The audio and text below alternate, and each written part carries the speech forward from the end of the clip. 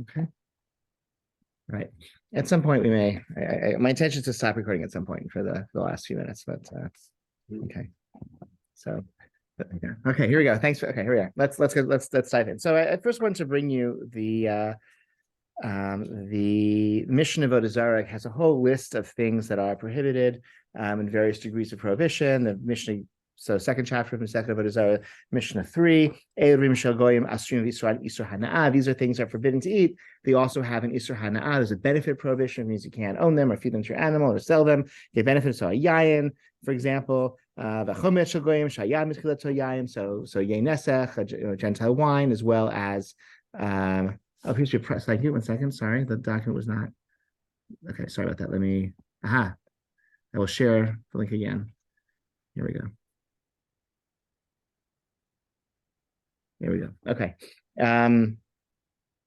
So wine and vinegar that was made from wine, etc. A whole bunch of other things that are not only prohibited to eat them, but we also prohibited to consume them. We can't get benefit from them. And Mishnah 4 continues as well, and lists as well. But and okay. With some debates of different opinions on what is and what is not a benefit prohibition. Maybe some things are only benefit prohibition, are just eating prohibitions and not benefit prohibitions. Going on to Mishnah 6 on the next page. These are things that are prohibited to consume that have Gentile origins, but there's no. Thank you for joining. We're on the site. We're on page 2, top of page 2, middle of page 2, but there's no benefit prohibitions, only a consumption prohibition. For example, chalav shel goy ve'ein Yisrael re'ehu. Okay, so milk that was Gentile milk that no Jew observed it being milked. We learned about that a few weeks ago. For example, this is where and the pot, the shemen shelahen. Okay, so also bread, Gentile bread we're forbidden to eat, right? We have to have bread that's baked by a Jew, and shemen shelahen, also the oil of the Gentiles. You have to have oil that was made by a Jew. So when it comes to all of these issues, there are all sorts of leniencies and history of how these prohibitions have evolved. For example, when it comes to milk, we learned about that a few weeks ago. There's some leniencies about Gentile milk. Okay, we had a whole class on that. When it comes to bread, the halacha later on, the Gemara later on say that if there's no Jewish bread within a close distance, we can eat Gentile bread that was baked by a baker, and that's what most of us do most of the time. And that's why Pat Yisrael is like a sort of a higher level of kashrut, but not a universal standard. And oil, and when it comes to Gentile oils, the next line in the Mishnah is Rabbi Ubeit Dino Hitiru B'Shemen. So that rabbinic decree was nullified. So it seems all of these prohibitions in Mishnah 6, these are again consumption prohibitions. They're not benefit prohibitions. They all seem to be rabbinic decrees with varying degrees of leniencies and counter forces. Okay, and with enough time, we could go through each one of them and see the history and trace its history and see how the stringencies and leniencies balance each other out. But now we get to Mishnah 5. We skipped over Mishnah 5, which deals with cheese. So we have a whole list of prohibitions that are Mishnah 2 and 3 and 4 about eating prohibitions that are also benefit prohibitions. Is also Isur Hana'ah. We saw in Mishnah 6 things that are not benefit prohibitions, just eating prohibitions. On the bottom of page 2, we have the Mishnah number 5, chapter 2, Mishnah 5, which we skipped over, which is about cheese. Rabbi Yehuda, Sha'al Rabbi Shmuel, et Rabbi Yoshua, Keshima Halchim B'derek. So the Mishnah tells us a story. This is unusual for the Mishnah. It gives us a story. Rabbi Yehuda says that Rabbi Shmuel asked Rabbi Yoshua a question as they're walking along the road. We'll read in English. He said to him, "What is the cause for the prohibition against the cheese of non-Jews?" He said to because they curdle it inside the stomach of carrion. Okay, Ma'amidin otobe keva shel nevela. So nevela is an animal that wasn't shechted, and you take the stomach and you pour the milk in, and the enzymes in the stomach turn into cheese, and that's how they make cheese. So that's how Gentiles make cheese, and therefore we can't eat cheese. Amar lo v'halo kevat ola chamura mi kevat nevela. Turn the page. V'amar kohen shedatzo yafesh sarfa chaya. But the ola, an offering that has a burnt offering, a korban ola, that's supposed to all be entirely burnt on the mizbeach with very severe restrictions if you don't do that. Nonetheless, a kohen, if he wants to, he can first suck out what's inside the stomach if he wants while it's raw. And so that seems to suggest that even when you have an obligation to burn the entire animal, the interior of the stomach doesn't count as being part of the animal, and so really shouldn't be a problem for this cheese that is curdled with inside the stomach of an avela. Yeah, it's not part of the animal. I think it's not part of the animal, is my understanding. They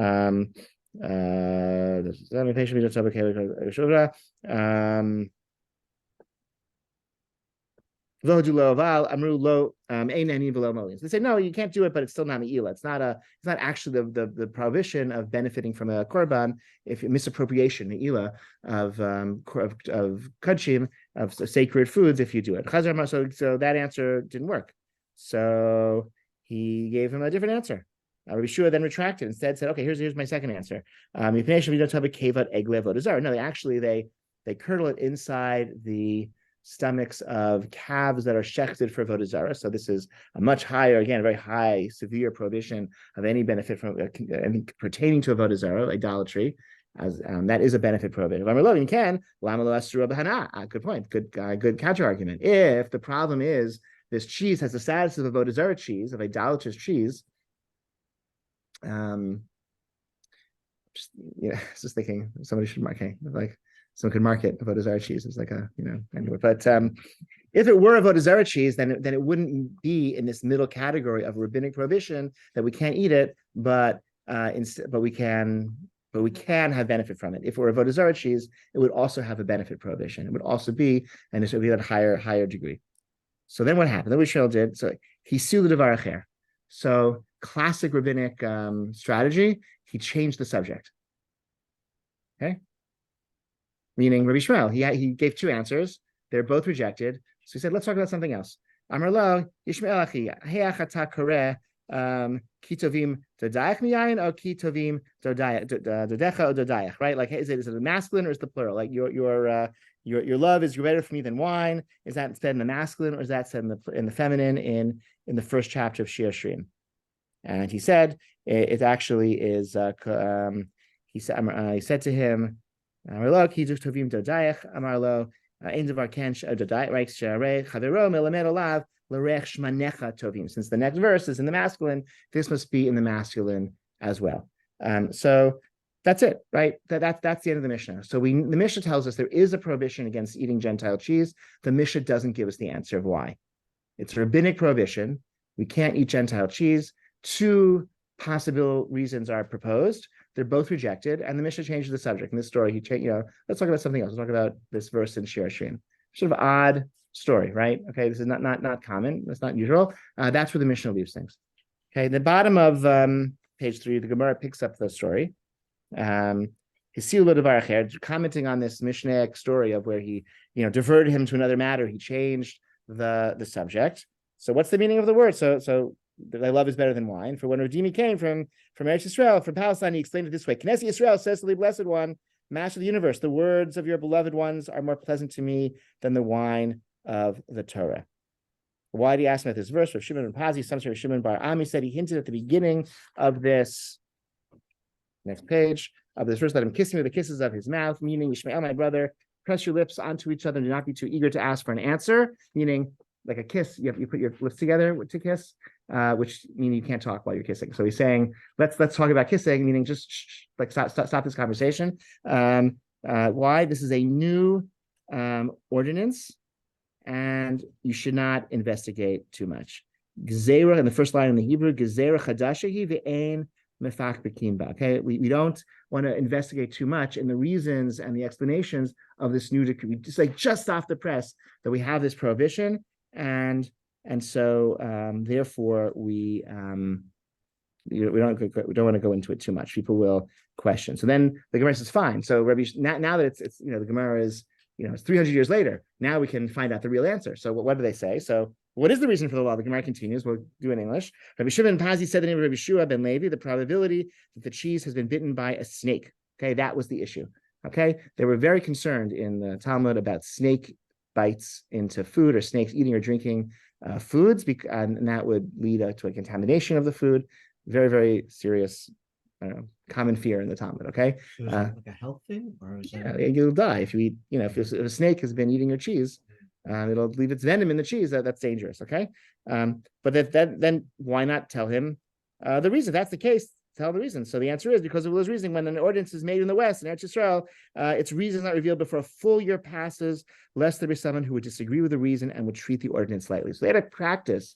They would, when they got together, when the Chachamim got together and made new rabbinic decrees, they wouldn't tell anyone the answer, because that they felt like if you tell them the answer, people will argue. Everyone has his own opinion. So we'll just say no more Gentile cheese. That's our new rule, and we're not going to tell you why.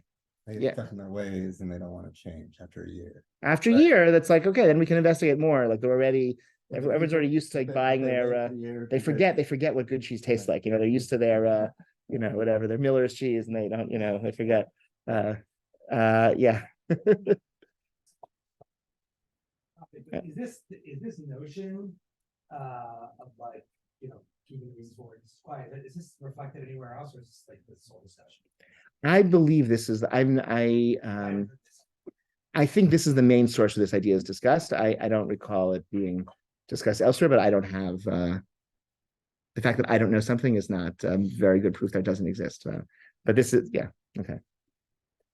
Can I please. I don't think that that wasn't at a previous Yeah. session, but can you explain real quick the different prohibitions, benefit versus... Oh, yeah, sure. So just, we didn't talk about it, we should. So there's a consumption prohibition, like eating something non-kosher, and then there's a benefit prohibition, which only applies to certain things that are not. I mean, eating is also a form of benefit, right? But that's just eating. Like it comes to selling.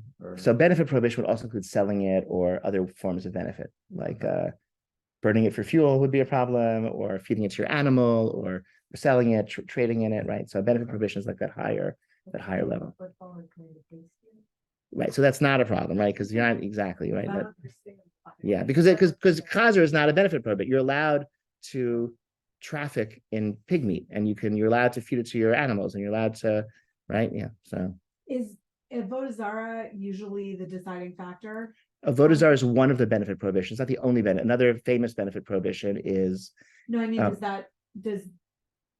does it make the Isur Hana? Anything pertaining to avodah zarah, if it's like a real actual, like any things pertaining to avodah zarah, generally are also benefit prohibitions, but that's not the only thing that's a benefit prohibition. Another famous example. So first of all, the when it comes to sacred kudshim and things like that, sacrificial meats, it's not like a benefit prohibition, but there's a separate prohibition of me'ila, of misappropriation. So if you have something that's supposed to be offered on the altar and you use it for any of your own purpose, even not for eating it, and so that's me'ila though is the actual benefit itself. The knas is if you transfer something, but if you take a korban and you use the meat to for an ointment or something, you smear the fat on your skin or something, that would be me'ila. That would be misappropriating temple foods. That's like a related but separate prohibition. Another a very famous and relevant benefit prohibition is basar v'chalav. Any dairy and meat if they were cooked together,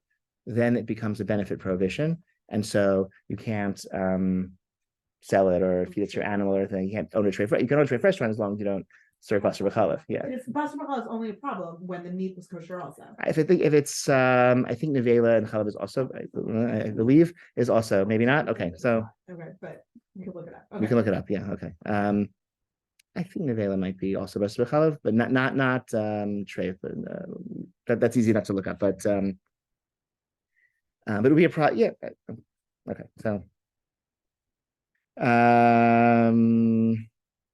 Anyway, so this is the reason. So then he says, okay, so why is this? Why is hard cheese and old cheese should be permitted? Because when anything comes dry, it's permitted because snake venom will not let it become dry.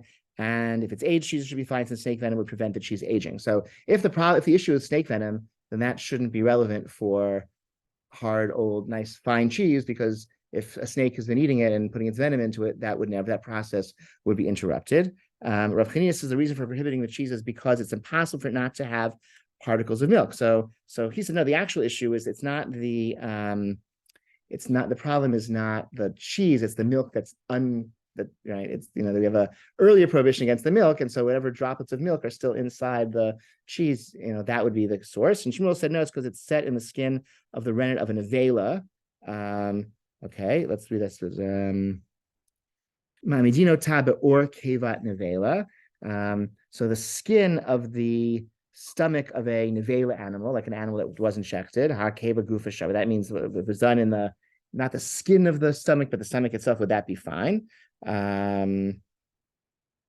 Umiyamar didn't Shmuel say as follows? That's not kevat ha'ovet kavim b'shal nevela harezu surah v'havian ba.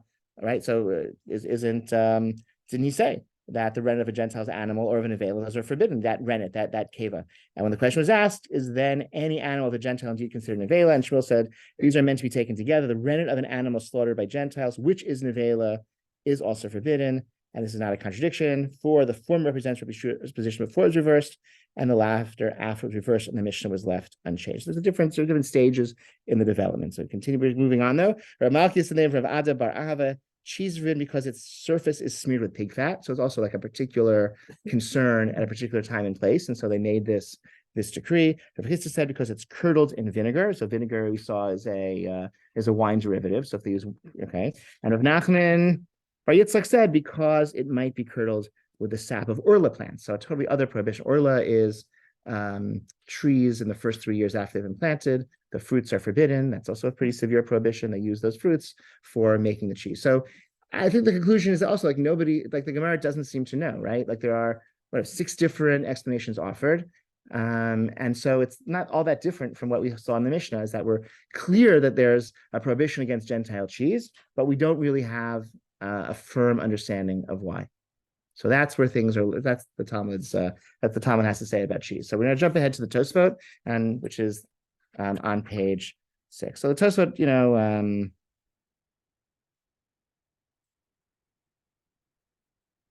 let's see. So let's just so the whole thing we'll just do a little bit. Let's we'll do the underlined parts. Okay, in the middle for the sake of time. Tosfot here read the Gemara, and they conclude that it seems that the answer that makes the most sense is the answer of the snakes. And if that's so, Elavada ein atam ela on the underlined part on page 5, Mishum Nikor, the snakes. But we where we live in northern France, we don't have snakes around that are eating our food. We don't have to worry about gilui. That was the prohibition. You can't. That was the concern in the Talmud against eating or drinking anything that was left uncovered overnight, because snakes could come. And we don't worry about that. We leave you leave a glass of water out overnight. You still drink it in the morning. We're not worried about snakes. And so if that's the case, we shouldn't be necessarily concerned about this as well. The ein lamar the devash minyan hu betzarich minyan acher lahatiro. And don't say that. Well, it's a Devash Minyan, it was voted upon. It was an act of legislation to enact this prohibition, and therefore that the prohibition stays on the books until another similarly authoritative legislative body comes along and undoes it, which would sort of get, wouldn't really help you no matter how many snakes there are, right? If it was a piece of legislation. Don't say that. Why? Right?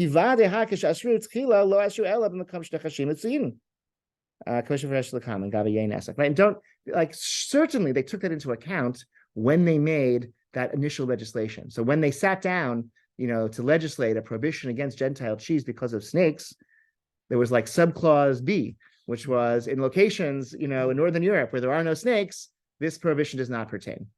That's an implicitly they must have said that. It's funny. I mean, if you play out that thread, those is gonna permit a lot of things, right? Okay. Yeah. Okay. It's a context. Tosfot are often contextual. So v'gam and also there are many places where they do eat Gentile cheese because they use vegetarian rennet enzymes to harden the cheese. V'gam geonei narvonia hitiratam mekoman mitam shinatam b'prachim, and this was done in Narbonne, in I guess that's Provence, southern France, where they ate Gentile cheese because they use vegetarian rennet. So that's the position of Tosfot. So what happens? That seems very reasonable. Let's see who listens to Tosfot. Okay, next page. Funny, the French are the ones who are. They're the Friends. Yeah, they have really good cheese in France. Yeah, so that's kind of funny. Okay. The Tosfot actually seems to be alluding to the fact that charcuterie, right? Because Yeah. he mentions the Correct. So either one. He says it seems that either one, right? Either if it's a rented issue, then right.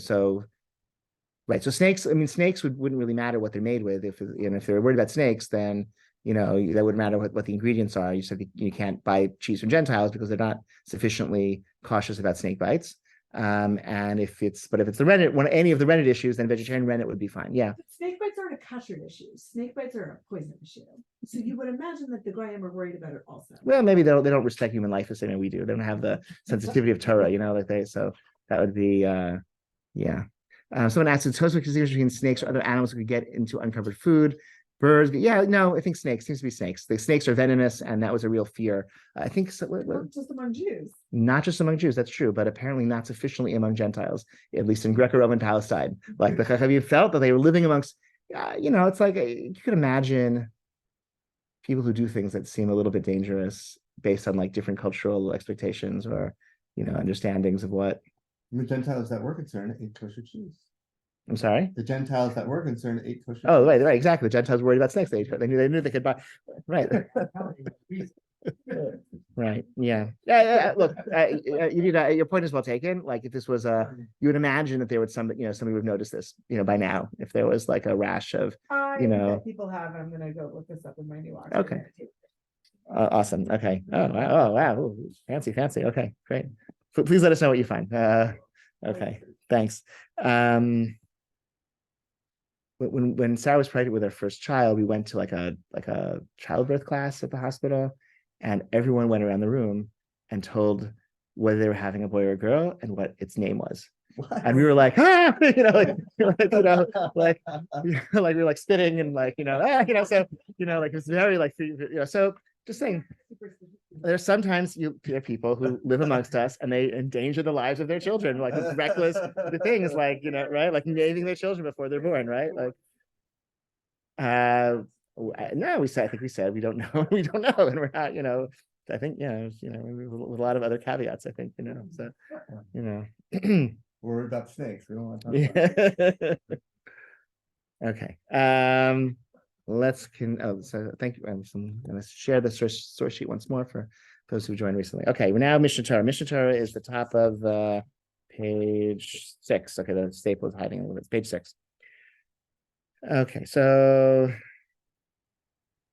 we'll read it quickly in English. Accordingly, logic would dictate that any milk found in the possession of a Gentile is forbidden, lest the Gentile mix the milk of a non-kosher animal with it.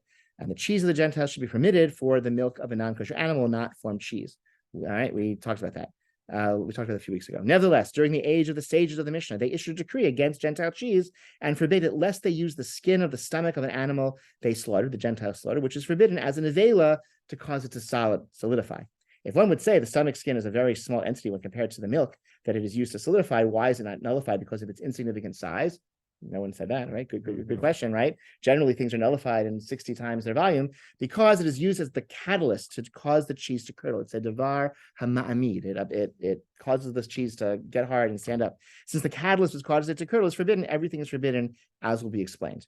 Okay, the following laws apply when cheese is left to solidify with herbs or fruit juice, for example, fig syrup, and it is apparent that these substances were used for the cheese. There are some of the Gaonim of rule that is forbidden, for our sages already decreed that all the cheeses of Gentiles are forbidden, whether they cause them to solidify with a forbidden entity or with a permitted entity. This is a decree instituted because they cause them to solidify using forbidden entities. In other words, since they use forbidden foods, nevela, to make rennet, the sages said, don't eat Gentile cheese. It's sort of a rule, but like any piece of legislation, it's based on a majority or not a majority, just there's a significant concern, reaches a threshold. We're going to make a piece of legislation. Legislation is generally across the board. That's how laws often work.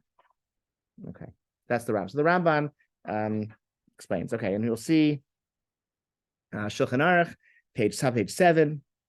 We're reading in Hebrew now. Vinota of Deko Chavim Asurim Mipnei Shemamidino Tam Beor Kevat Shchitatam Shehi Nevela V'Filo Hamidua Be'Asavim Asura. So the Shulchan Aruch adopts the Rambam's language that the cheese of Gentiles is forbidden because Gentiles use nevela. They use non-shechted animals to make cheese, and even if they use vegetarian rennet, it's still forbidden. The Ramah, this is the Moshe Isserlis, the Ashkenazi glass. Okay, and this is our practice too, and one should not lifrot together. Don't breach the fences. We don't undermine these pieces of rabbinic legislation. Don't change the practice other than in those places where there was a prior established custom of being lenient. Oh, and if a Jew sees the making of the cheese or the milking, then it's permissible. And that is the common practice here. Okay,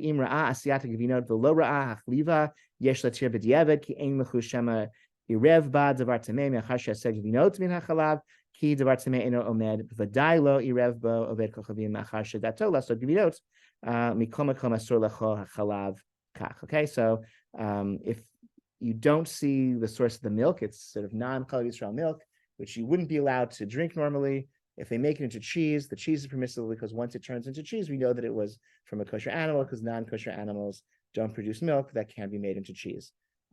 Somebody a few weeks ago said that's not entirely true anymore, but that was assumed to be true, and it's mostly true.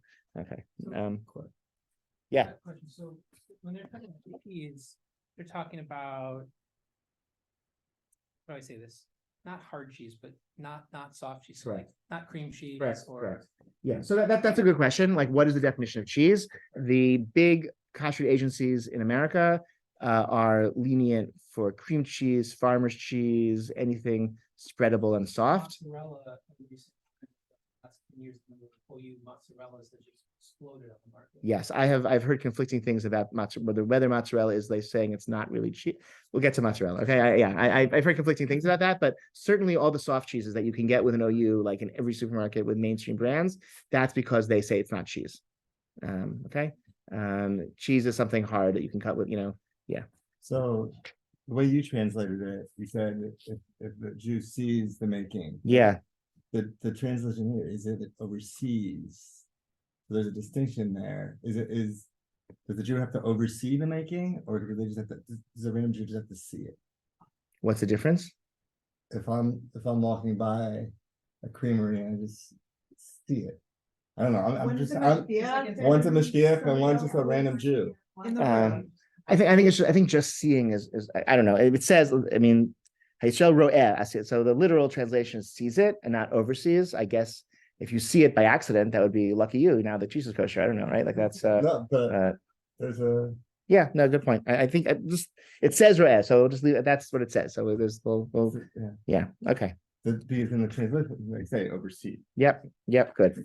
All right, let's look at before we go. So very straight trajectory. I want to take a few moments now to do a little bit more of trying to work through some of these rationales. We'll look at the questions. Yeah. I have more questions about the Ramah. Okay, yeah, let's hear. Okay. So the Ramah says we follow the Shulchan Aruch in places that haven't changed the custom. So presumably he's talking about Ashkenazi communities that are following that Tosfot that we saw above. Unless you're in a place that has permitted this since earlier times. Right. Okay. Meaning they probably never had they probably always ate Gentile cheese in Provence from the origins of the community or whatever. It's not like they. Right. I just think that the phrase, the Hebrew "v'chein minhag pashut b'chol medinot elu" it's ambiguous as to whether it's saying that like the custom of the Tosfot is what's spread in all the countries, or the custom of the Shulchan Aruch to not eat that cheese. Oh, right, because he goes on to say, and like if a Jew saw the cheese being made, then it's okay. Right. Yeah. So if a Jew's hanging out in the cheese factory. Yeah, that's fine. That would be fine. I think that's even the Shulchan Aruch. I think he's saying, I think the practice. Well, they're talking about what kind of stomach they're using, right? Tosfot seems to say no, you can eat the cheese of the goyim. Yeah.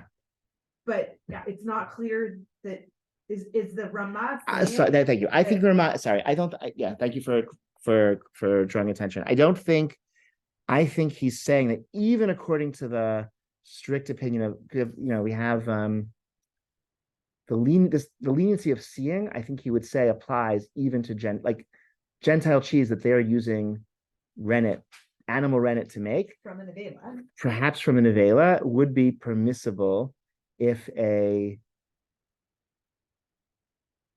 If a Jew is the one who is watching the making, is what it seems to be. Because it's about the Jewish cheese or Gentile cheese, not about, yeah, I believe that's, Right, it's not about the yeah, let's yeah.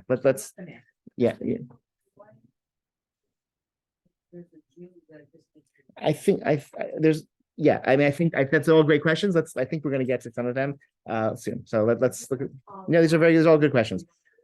So let's take some time to the Rambam here. This is Parish Mishnah. Rambam's commentary on the Mishnah. So he wrote this much earlier than the Mishnah Torah, but since it's a commentary on the Mishnah, he goes through and kind of explains, I think, in a very clear way here. So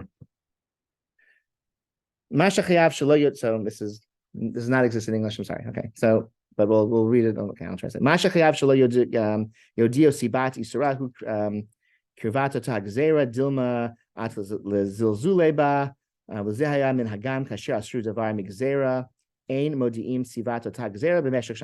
we saw already.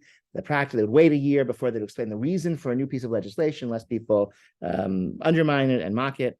Until the prohibition was like really well established, and even the women, took it seriously. Okay, and then they would let people know the reason. Okay. What is the reason? The reason is lest they use nevela rennet to uphold it, because that too is a ma'ami. That is a catalyst, enzyme thing that causes it to get hardened. And we know that anything that a Gentile slaughters is nevela. That's the category. Hagvina eno mishum basar bechalav ki basar bechalav eno oser ela benotin tam. And if it was in the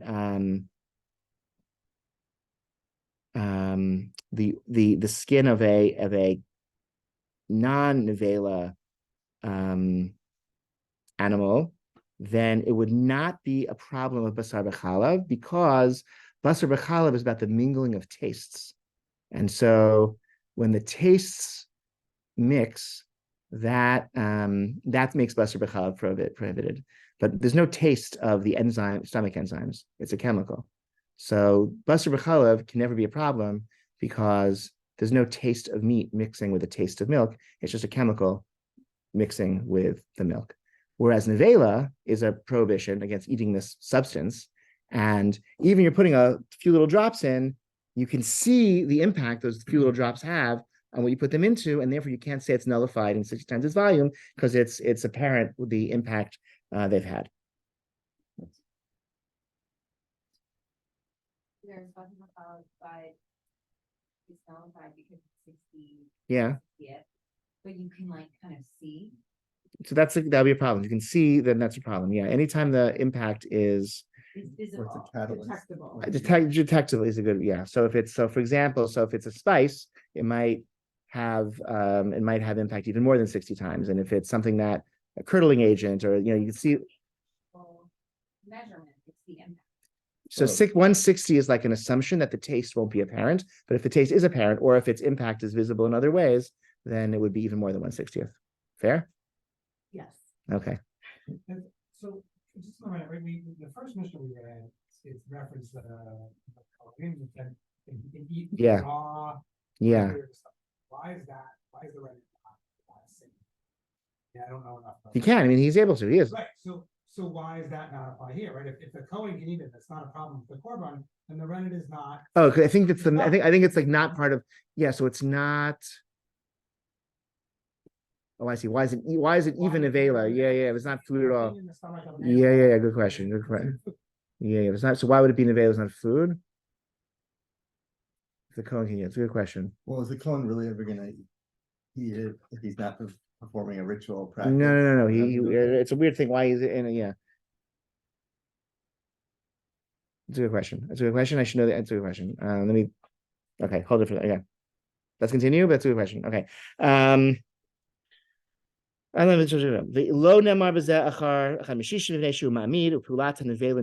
action of this nevela is visible, it's apparent. Like the entire cheese has the status of nevela, not of non-kosher substance. Im hitarev im mutar ve'tapulat zed davar asor gluya v'nikeret v'lo avad b'miuto v'lo ne'elam harehu yasar hakol afilo hayad davar asor me'at hashiur v'lo yemar az lo echad mishishim v'lo echad meya al derech zema shabiarnu b'sheni, second chapter of Me'orla v'ram kol ha'machmetz metabel v'chulei. So all these other things also, like leavening agents, would also be not nullified in 60, because you could, like, the dough starts to rise as soon as it drops in. If you have right, that would be okay. And ma'amid,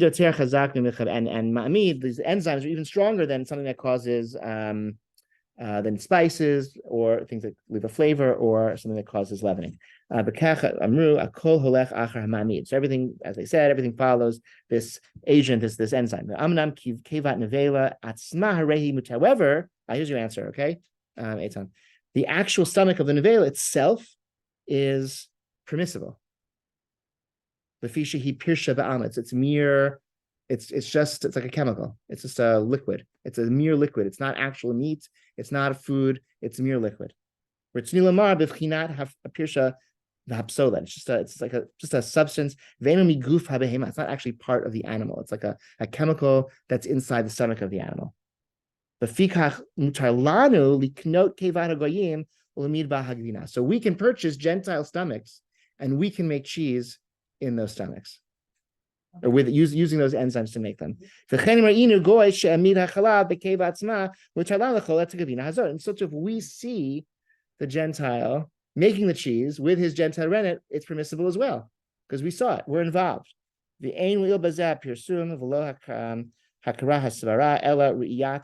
is it? It's about what you see. And then it talks about the milk is not a problem, because the milk that turns into cheese is not prohibited milk. Okay? It's a decree against Jewish cheese, against Gentile cheese. And the definition of Jewish cheese is that either the ingredients belong to a Jew, or a Jew was watching the making of the cheese. The whole issue in the veil. You just said, and the veil is not a problem. The veil is not, like, he actually seems to be doubling down and contradicting himself. Right, there does seem to be a contradiction between the Mishnah Torah and the Pirushal. Actually, it seems to be Mishnah and Mishnah Torah. At first he says you can't eat it because it's nevela. No. And then he says, but don't worry, because the inside of the stomach's not nevela. I think he's saying they. Is it the fact that it's a catalyzing agent somehow change it? But then I think the decree, the decree is against Gentile cheese, because Gentile cheese could be made with this nevela rennet, but if it's not Gentile cheese, then we're not worried about nevela rennet. But you can buy a nevela stomach and make your own cheese. Yeah, You can, you're the gym. Right. yeah. But I think Is that that how we do it today?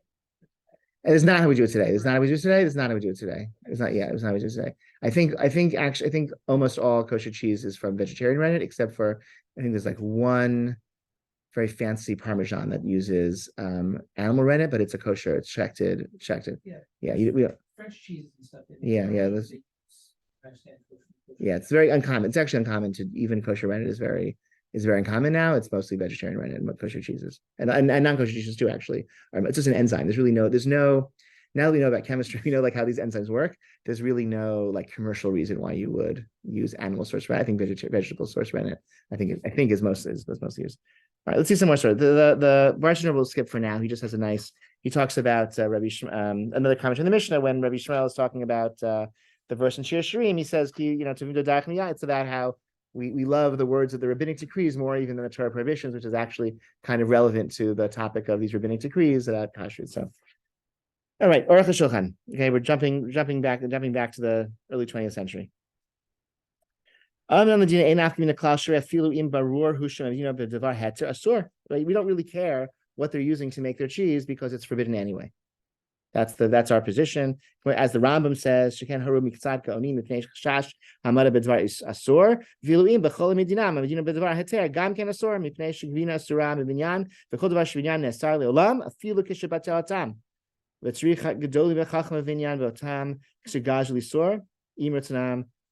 he says it's a categorical piece of legislation. We don't care about the, even if in all of our lands they only use permissible products to make for enzymes, it doesn't matter. Because once it's legislated, you know the legislative body to undo it. He's rejecting Tosfot explicitly. So that explains Eitan's contradiction, basically, right? It's like like that the legislation is to prohibit Gvinat Akum, right? And so the reason for it is irrelevant now.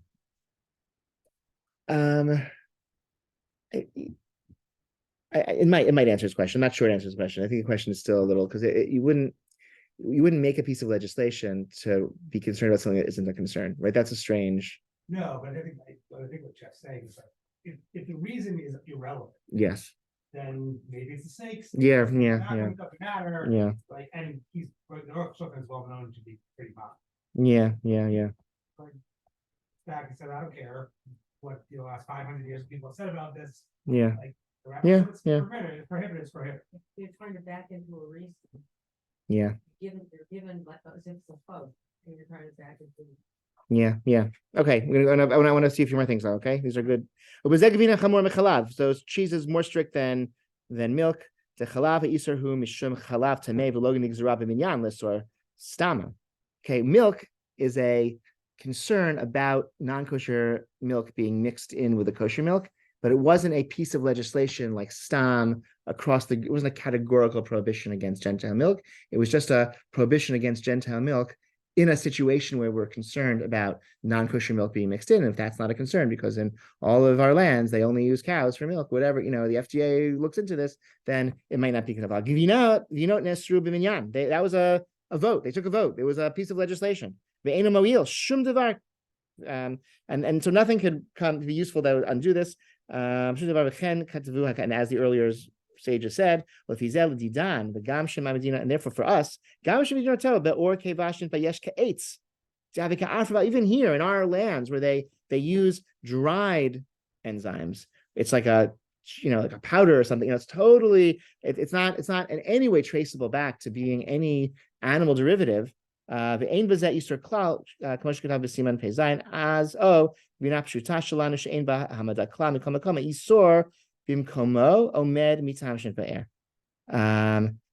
therefore, even though there would be no relevance for this nevela, enzyme, because it's like really not traceable to nevela. It's just a powder, that has some animal source.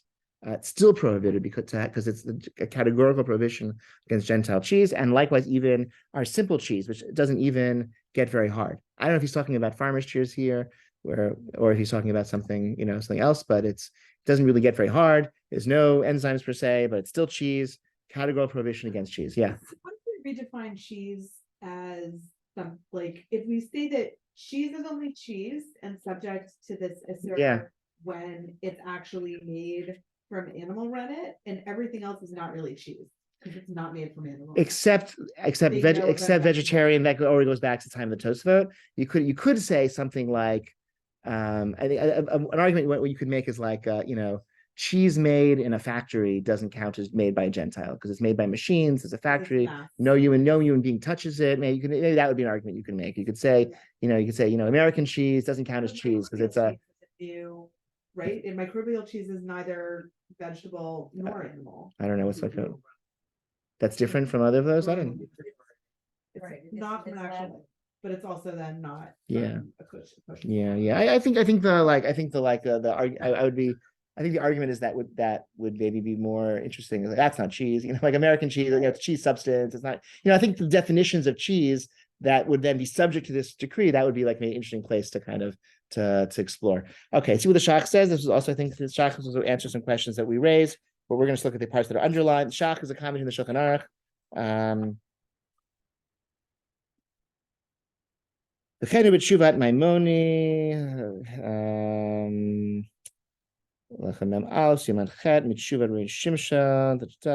Here's what he says.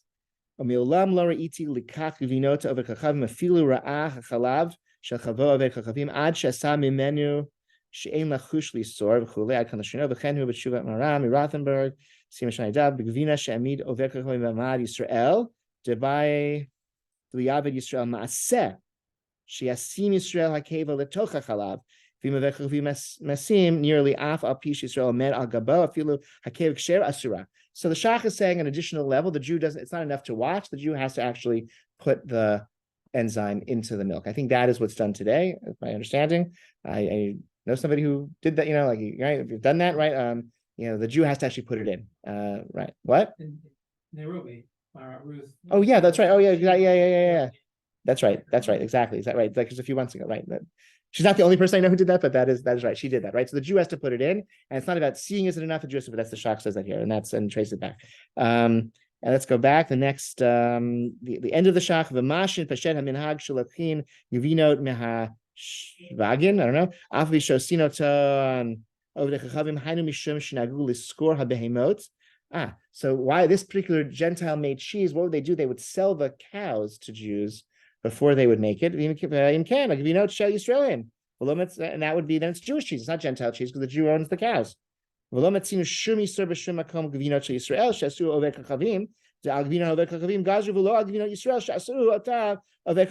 Okay, the prohibition is Gentile cheese, and there's nowhere any mention of any prohibition of Jewish cheese that a Gentile actually made. Okay, so it's about ownership and not about the actual one making it. So if the cows belong to the Jew, then that's okay. So if a Jewish factory, a Jewish owned cheese business, a Gentile can seemingly do perhaps everything, or certainly a lot of the process. But the Jew has to oversee it. Maybe, I don't know. It just has to be, if it belongs to a Jew. It seems if the whole operation belongs to a Jew, then it seems it's a reverse mechiras chametz. Exactly. Yes. Exactly. Exactly. Again, this is our practice. Also, if you have a non-Jews working for you in your house, they can make cheese, and it's your cheese, right? They're working for you in your house, and that's fine. Wow, you don't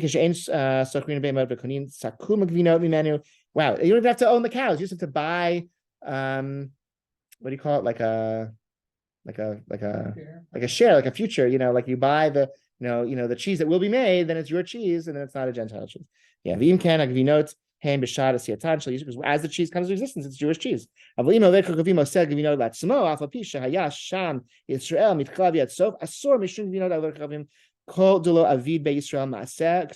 Jew has to either own the cow, or own the cheese, or own the house where this is happening, and be employing the Gentile. So, or again, has not employing the Gentile, but has commission,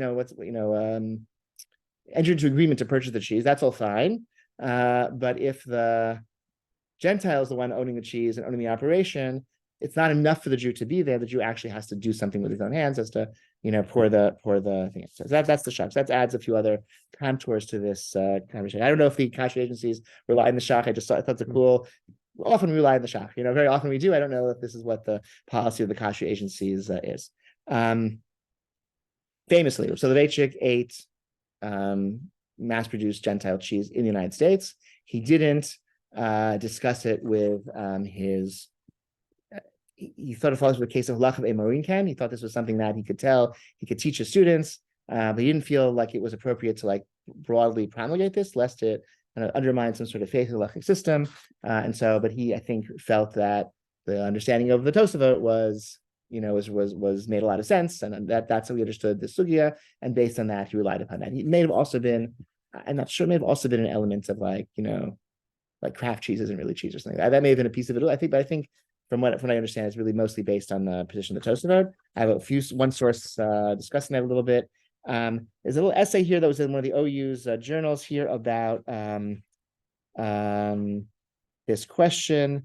This is an essay by Rabbi Wolkenfeld, who's the OU's cheese expert, and he says that how could the Veichik have passed like the Tosafot against the Rambam, and he says, well, actually, the Rambam also essentially agreed with the Tosafot, and he then goes through and reads the Rambam like Tosafot. We're not enough time for that now, but it's kind of cool that you can see how convincing it is. He reads the Rambam to agree with the Tosafot, and that was on the assumption that all the craft cheese were prepared. I think so, and that's probably true. So I want to say one thing about cheese. Okay, one other thing.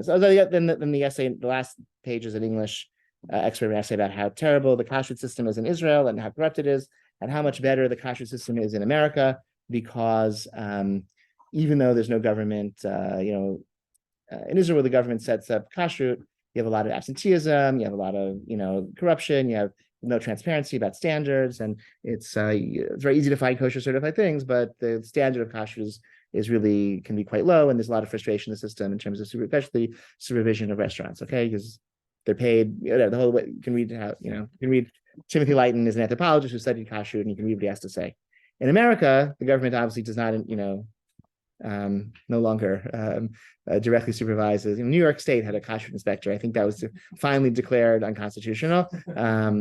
You can have some states which have like consumer protection laws about, like New Jersey. I think you have to, any kosher establishment, you have to tell what you mean by kosher establishment, and there's a little checkoff box. There's a mashgiach on site and what your standards are, and that's sort of like framed as a consumer protection law.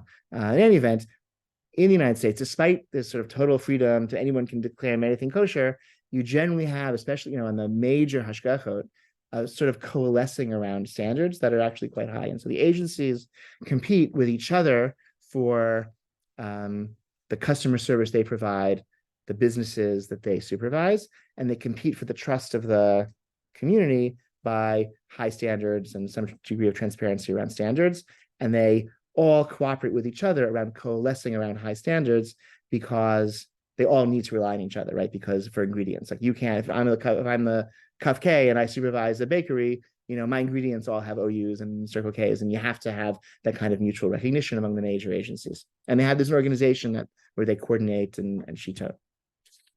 So when we say that a hashgacha is unrecommended, there are 3 different ways in which it could be unrecommended. One way, I will give 3 ways, and then I'll stop the recording and I'll tell you some examples of each of those 3 ways. One way it could be unrecommended, non-recommended is that it's overseen by a pious, sincere, good person who's providing reliable supervision of the products that they supervise, but they have a couple of maverick positions on some halakhic questions that is against the consensus that emerged from the other kashrut agencies, which no one made the other kashrut agencies in charge, but that is there is a coalescing of positions on how commercial mass-produced factory, whatever, work, and how you clean out your machine in between runs of this and that product. And if you have a different position, so they're not going to recommend you. So that's one. Everyone's integrity, everyone's good, but not recommended because the other agencies have all coalesced around different positions. That's part one. Second batch, you could have pious person, sincere person, reasonable standards, maybe a little more lenient, but has what to rely upon, but just isn't actually providing much supervision of the establishments that are ostensibly under their supervision. You have a person lives in this place and he has, the restaurant is in another city that they don't visit very often or don't visit ever. And so there's really, even if the person's in good faith and the standards could be reasonable and reliable, who's actually making sure that the restaurant is upholding the standards that the agency is insisting on? That's a second. The third category is you could have somebody really not operating in good faith with not a lot of integrity. The standards could be low, and they're not really enforcing them very well. And that's sort of the worst of the worst category. And I'll say examples of each of those 3 ones. I'm going to stop recording now. Okay.